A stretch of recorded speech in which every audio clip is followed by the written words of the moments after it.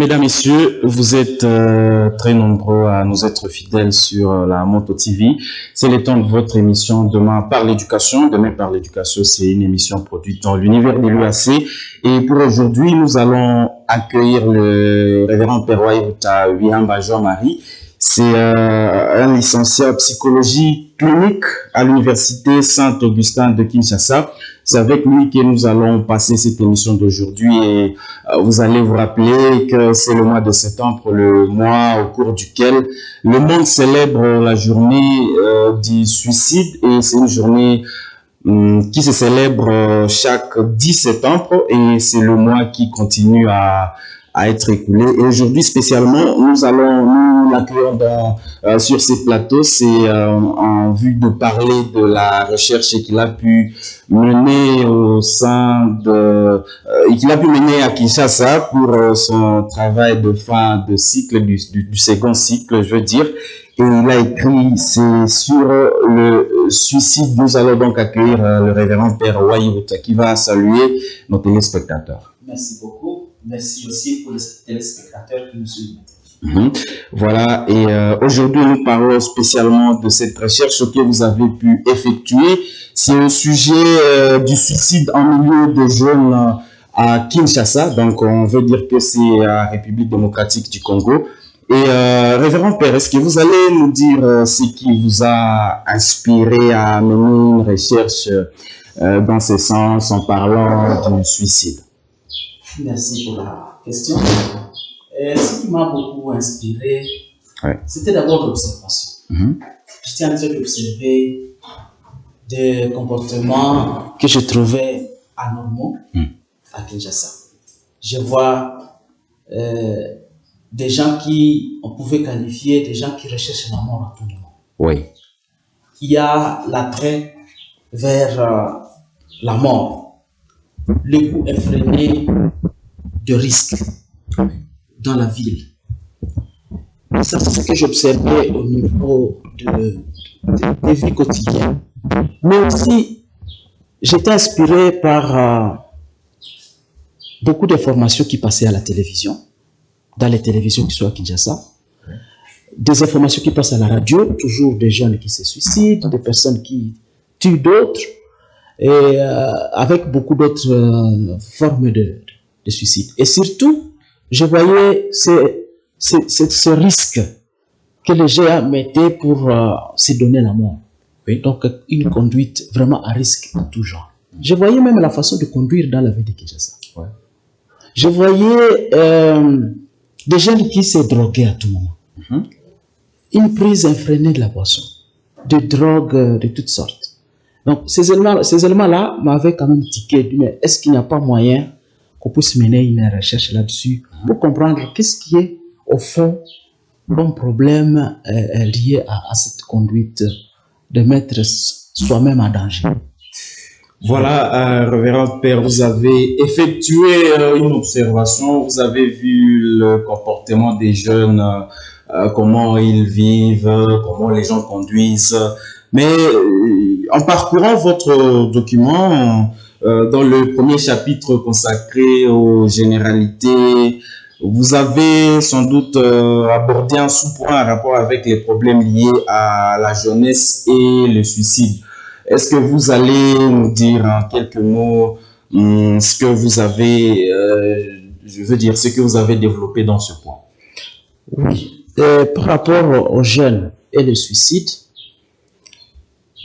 j'ai remarqué qu'effectivement, dans la ville de Kinshasa, ça peut aussi se réaliser ici chez nous, dans la ville de Butembo, beaucoup de jeunes sont arrivés à un niveau où ils mettent toute leur vie en risque.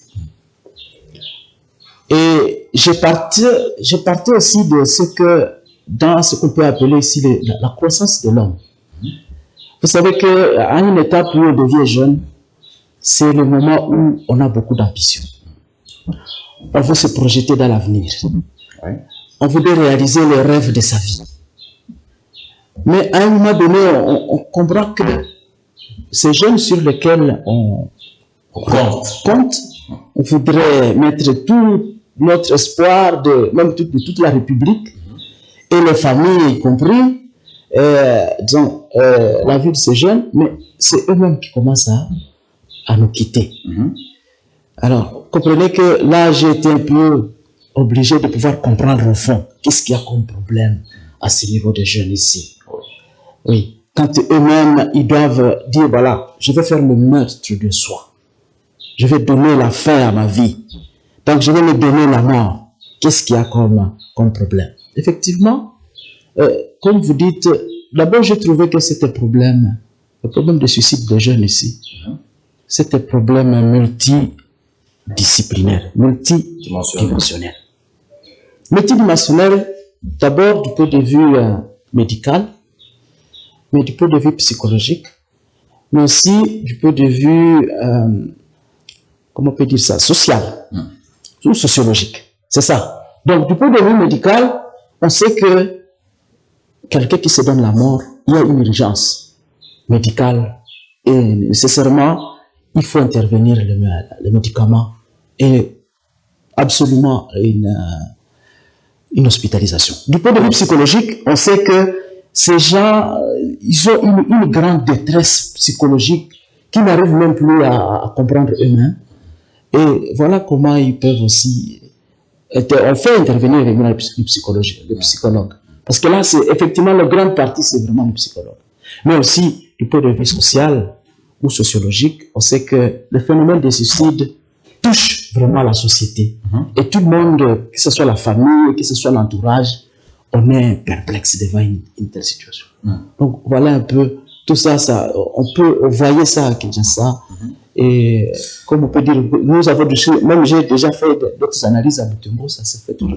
Voilà, on va peut-être y revenir sur ces analyses à Butembo. Mais dans le même chapitre, s'il faut y revenir, vous développez aussi un autre point sur, c'est sur les facteurs de vulnérabilité de l'acte suicidaire. Les facteurs de vulnérabilité. Et c'est quoi ces facteurs-là qui rendent les gens vulnérables? Bon, les facteurs de vulnérabilité, c'est que ici, la personne est d'abord vulnérable et susceptible d'aller vers la mort ou même se suicider. Ils sont nombreux, ces actes devant l'acte suicidaire. Il y a par exemple, si je quitte un peu le cercle des jeunes, je peux prendre en général, il y a sur les adultes par exemple, il y a le veuvage. Les adultes qui entrent dans le veuvage, parfois, ça peut amener certains au suicide. Il y a les séparations des couples. Ça met un peu de détresse. On ne sait pas comment il faut faire. Il y a les célibataires. Ce sont des facteurs qui favorisent beaucoup. Quand on est célibataire, on est fragile. On est fragile. Donc, ce sont les gens qui entrent facilement. Les jeunes, effectivement. Ça m'intéresse les célibataires parce que quand on est célibataire, ils sentent qu'on n'a pas beaucoup de problèmes, on n'est pas en famille, mais bon, comment célibataire, le problème de suicide ici, il faut savoir que aucun suicidé n'a jamais mis ça à la portée de tout le monde. On se réveille le matin et on constate que quelqu'un est déjà mort. Il y en a qui laissent des lettres et disent des choses. Bien sûr, justement, ça entre dans les moyens, il y a beaucoup de moyens pour se suicider. Bon, je peux y revenir après, mais je reviens d'abord aux facteurs. Donc, quand vous voyez les facteurs de suicide, donc, les gens utilisent beaucoup de moyens pour prévenir, pour intervenir, et aussi pour ce qu'on peut appeler une post-évasion, c'est-à-dire prévenir aussi à la récidivité. Donc, beaucoup de risques, de facteurs de risque. Notamment ici, si je quitte un peu ces facteurs généraux, mais il y a aussi des facteurs de risque qui sont énormes, comme du point de vue psychologique, ce que nous appelons aussi des troubles de personnalité. Troubles de personnalité, il y a des personnalités qui sont narcissiques, qui s'aiment tellement qu'ils ne veulent pas être humiliés un jour. Ils ne veulent pas subir une injustice. Ils ne veulent pas subir une trahison. Donc, il s'aime tellement qu'il doit préserver sa personnalité. Alors, pour qu'il ne puisse pas être humilié, subir l'injustice, il se donne la mort. Donc, il y a des personnalités. Il y a des personnalités impulsives qui, pour une petite chose, il n'a pas à supporter. Il y a aussi des personnalités névrotiques. est psychotique, c'est le malade vraiment. Et alors à ce moment-là, vous trouvez que ça fragilise. Mais il y a aussi d'autres facteurs comme le trouble d'humeur, et notamment ici, ça c'est un facteur très très important, qui donne d'ailleurs une piste pour détecter quelqu'un qui peut arriver au suicide, c'est la dépression. Ouais. Parce que tout le monde meurt ou se donne la mort sous un tableau clinique de dépression. Donc ça c'est une dépression peut-être mal traitée, ça peut amener là-bas. Il y a aussi d'autres facteurs comme l'abus d'alcool, oui, abus de drogue et des maladies évidemment psychologiques. C'est que les gens appellent dans la rue les fous. Oui, ce sont les schizophrénies et toutes sortes de maladies mentales graves. Donc, aussi les facteurs déclenchants, vous pouvez aussi les donner, comme les événements, ce qui déclenche par exemple la mort de quelqu'un, oui, les événements récents de la vie. Quelqu'un, il faut seulement analyser son vécu récent, vous allez constater qu'il y a des situations stressantes, des situations angoissantes qui l'ont amené. Bon, il y a des pertes de personnes chères, la mort des gens estimés. Oui. Il y a le rejet aussi de la part de la communauté parce que, vous savez, dans la vie de l'homme, il y a ce que nous appelons, c'est un grand besoin, le besoin de la réponse affective, oui, de la part d'autrui. Si je ne retrouve pas l'affection de mon partenaire, l'affection d'une personne de ressources pour moi, alors là, je peux me donner la mort. C'est comme les gens qui se donnent la mort parce qu'il y a une déception amoureuse. Il y a telle ou telle personne qui ne le considère plus dans la vie, surtout les personnes de ressources comme parents, comme les personnes qui sont chères. Donc, ce genre de situations, ce sont des facteurs. Perte de travail aussi, il y en a, des gens qui ont perdu le travail à cause de perte de travail parce que, vous savez, ici, ce qu'on peut appeler aussi un besoin de sécurité. Oui. Chacun a besoin d'être rassuré dans l'avenir.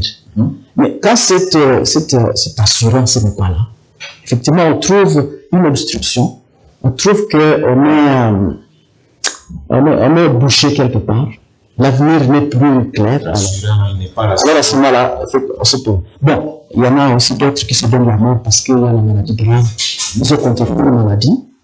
Alors, comme c'est une maladie incurable, ou une maladie humiliante, alors à ce moment-là. Revoir aussi les gens qui sont renvoyés de service. On a vu des gens qui se sont donnés parce que ils ont perdu le service. Il y a d'autres qui se sont donnés la mort parce qu'ils ne veulent pas être humiliés devant un tribunal, parce qu'ils ont déjà apparaître devant un tribunal. Ils ont soit un détournement qui humilie. Ils humilient, alors ils se donnent la mort comme ça. Là, il y a des gens comme ça. Donc, ça dépend de beaucoup de facteurs.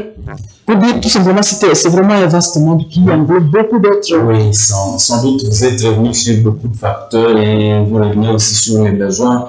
Quand les besoins ne sont pas satisfaits, il y a des gens qui s'obligent à se suicider, ils trouvent une occasion peut-être, ils pensent qu'ils veulent retrouver la paix, on ne sait pas. Effectivement. Évidemment, vous allez voir que si vous essayez de lire un peu attentivement, il y a même les types de suicide, parce que le suicide n'est pas unique. Oui. Je vais vous donner un exemple. Ici, chez nous, c'est rare de rencontrer quelqu'un qui va arriver au kamikaze. C'est un suicide. Oui. Donc, vous voyez comment ça c'est ce qu'on peut. En fait, je vais dire ceci. On peut détecter vraiment plusieurs types de suicides. Il y a le suicide qu'on peut appeler le suicide de vengeance. Oui. Quelqu'un voudrait, elle est caractérisée par une vengeance contre l'ennemi. Oui. Donc on dit voilà, qui vous a fait du mal. Je me donne la mort, mais vous allez demander à celui qui est la cause. Justement, il accuse justement quelqu'un d'autre. Et il voudrait que la communauté réagisse après sa mort. Oui. Et ça peut se faire effectivement, on peut comprendre ça par rapport à l'individu même là où il s'est suicidé. Il va se suicider dans un champ, il va se suicider dans la maison de celui qui est... C'est pas lui, c'est celui-ci qui est la cause de mon décès. Je me donne la mort pour lui. Donc ça peut appeler un suicide, disons... suicide par vengeance. Par vengeance. On peut avoir le suicide par dévotion, par dévouement. Ça, c'est dévoué à mourir. Oui. En fait, ça, c'est ce qu'on peut appeler le suicide par dévouement, c'est caractérisé par les gens qui ont des convictions politiques, des convictions religieuses. Au nom de ma religion, oui, au nom de ma religion, non, par exemple, c'est comme les gens qui se donnent la mort parce que je suis musulman. Au nom de ma foi, au nom de ma conviction de beaucoup croire à Dieu. Alors là, je me donne la mort. Donc, que Dieu va te faire ces moments-là parce que Dieu était confié en lui. Effectivement, parce que moi, je suis convaincu qu'en faisant ça, il va tout droit. Dans un lieu de repos où il va être couronné. Parce que ça montre la bravoure. Justement, par le courage, ça montre le courage pour quelqu'un qui se donne la mort, qui a ce suicide-là par dévouement ou par dévotion. Bon, à part ça, on peut trouver aussi le suicide altruiste. Ah oui, voilà. Mais un peu altruiste. L'altruisme, c'est un peu dire vous portez le souci de l'autre. Vous vous donnez la mort en donnant aussi la mort à ceux qui sont autour de vous. Il y en a des gens qui sont pareils. Donc, je me souviens, en 2015, il y avait un jeune pilote de 28 ans qui conduisait un copilote. Donc, c'était toujours à Kinshasa. Oui, j'étais à Kinshasa à ce moment-là, je faisais justement cette recherche-là. Je me retrouve devant une situation et on m'a parlé tellement à la radio-télévision.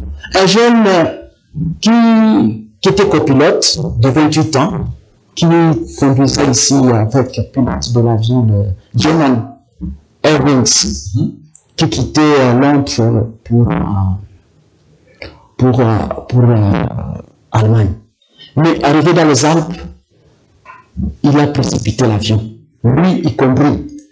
Et pourquoi? Parce que le commandant de bord dans le cockpit, il venait de sortir pour aller vers les passagers.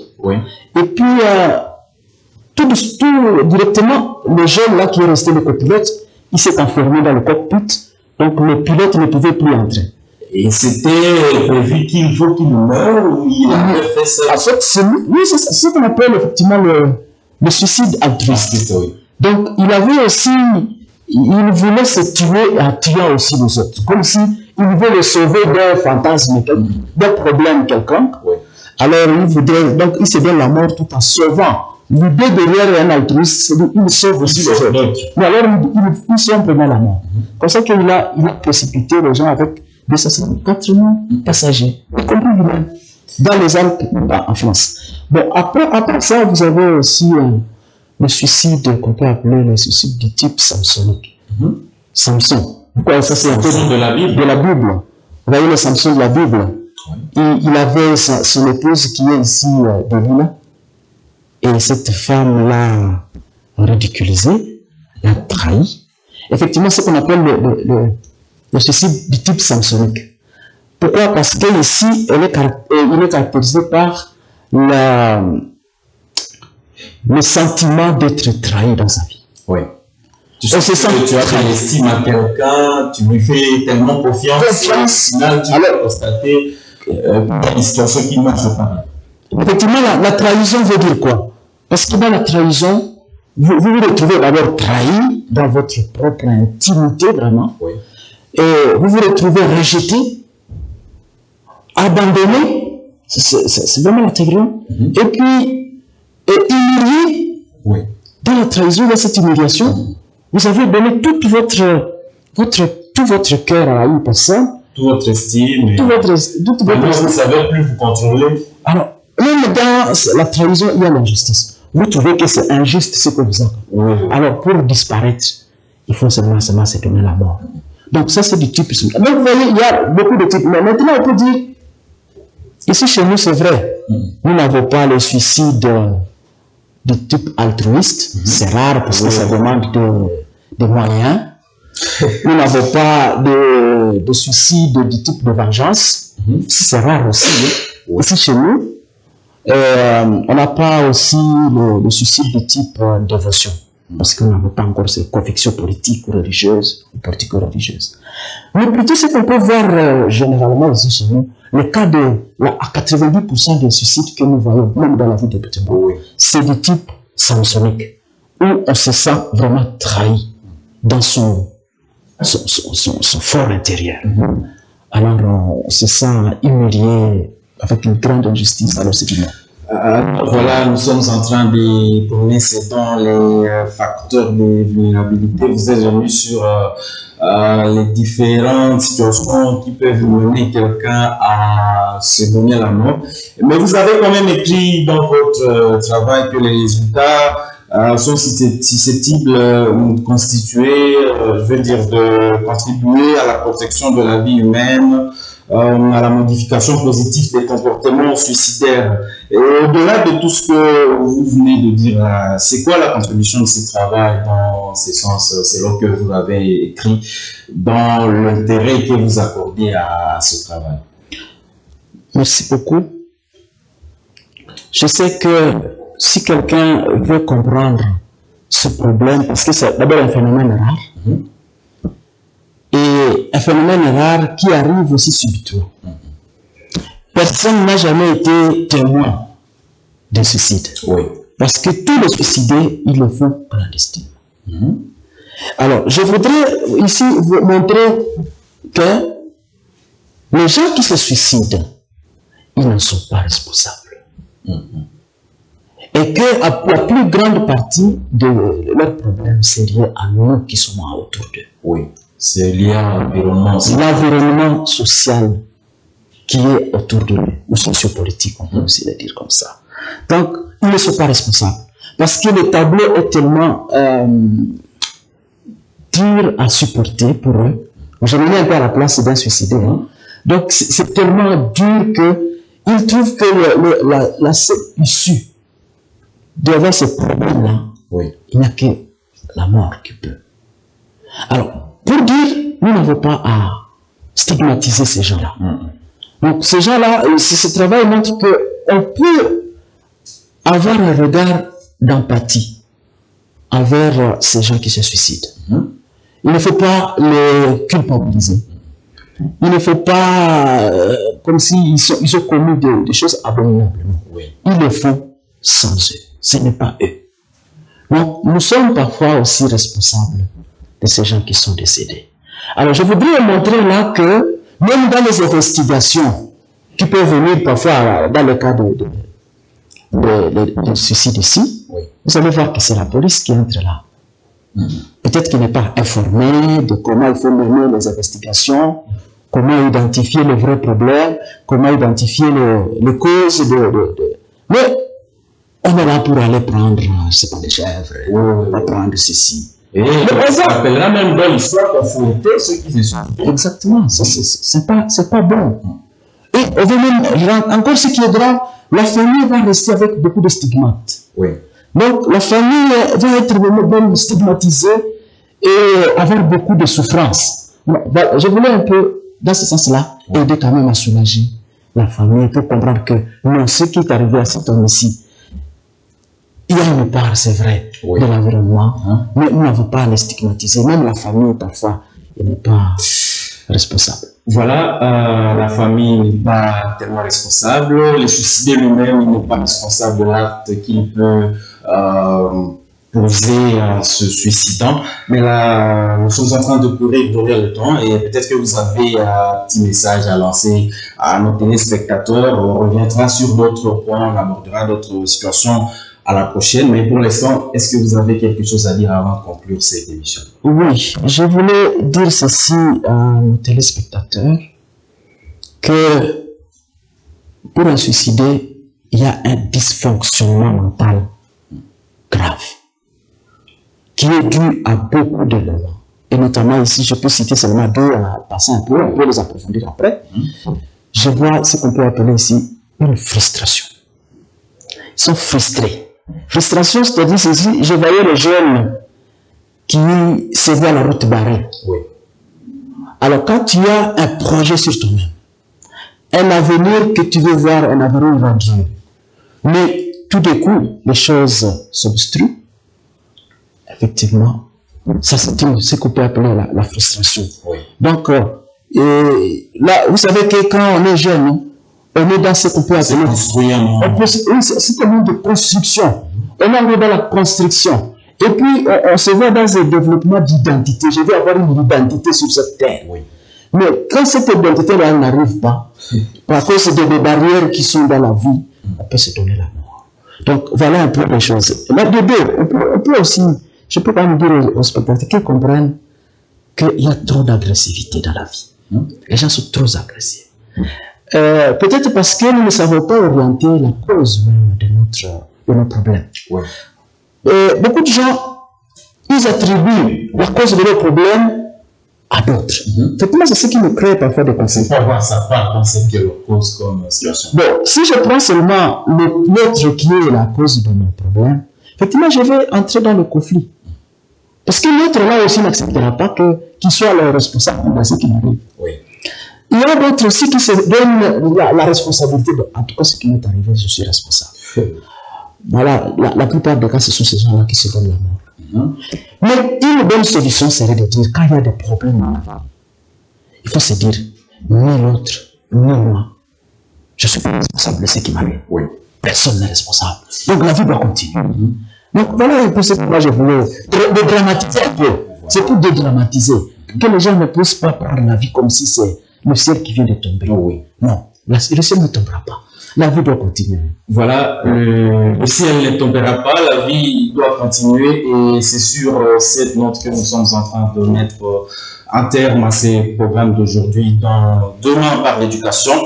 Nous sommes avec le révérend Père Wayouta Jean-Marie et c'est un licencié en psychologie clinique à l'université Saint-Augustin de Kinshasa et maintenant enseignant à l'université de l'Assomption au Congo. Nous avons échangé avec lui autour du suicide en milieu des jeunes. C'est ce thème que nous avons démordé à l'occasion de la journée mondiale consacrée au suicide qui se célèbre chaque septembre, le 10. Et merci à vous d'être du début à la fin de ces programmes. Vous voulez participer à cette émission de l'éducation, vous êtes un chercheur dans tous les domaines, vous êtes les bienvenus, le numéro vous est disponible afin de nous contacter. Mais pour l'instant, nous on cesse de parler et nous disons merci à notre invité qui a accepté de répondre à notre invitation. Pour l'instant, continuez à suivre les programmes de la Moto TV. Nous on cesse de parler. Bonne suite des temps. Merci.